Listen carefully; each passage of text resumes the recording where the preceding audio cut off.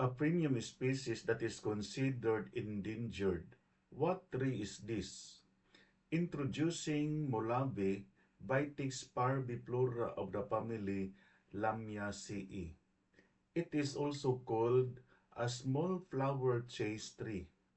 The word Molabe is from Spanish and is derived from Molawin, the Tagalog word for the tree. It is known as tugas in Visayan languages.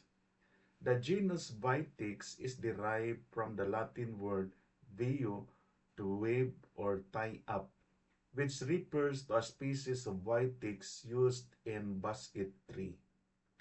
The Latin specific epithet parviflora means with small flowers.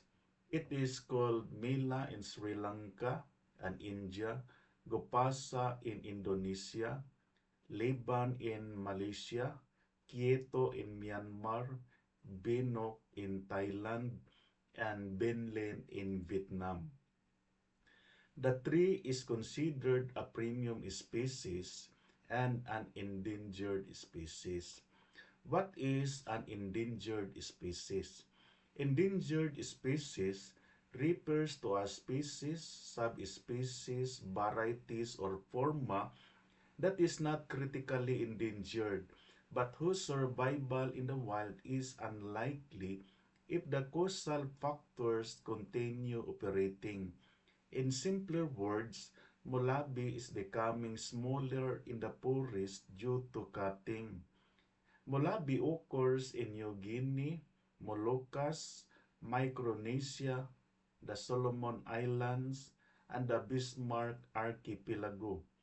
It is also found in Indonesia, Malaysia, and the Philippines.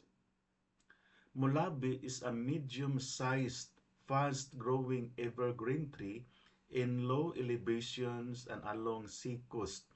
It grows up to 10 to 20 meters in height and 60 centimeters or more in diameter. It is drought-resistant, shade-resistant, and tolerant to infertile soils and occasional waterlogging. It produces colorful lavender flowers and tough, durable wood suitable for construction work that requires strength.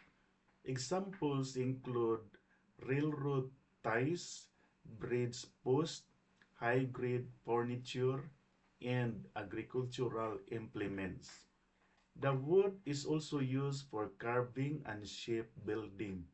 The dominance of Molabe in forest over limestone hills is the main reason for the forest classification, Molabe forest.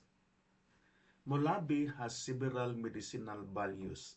Studies have suggested antioxidant, larvicidal, antibacterial, wound healing, anti-inflammatory, anti-ulcer, antispasmodic, and wound healing properties.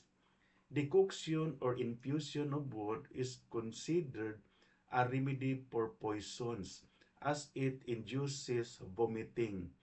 Decoction of bark is used for diarrhea. Aita people of Porac, Pampanga burn dried leaves and stems as repellent against hematophagous insects.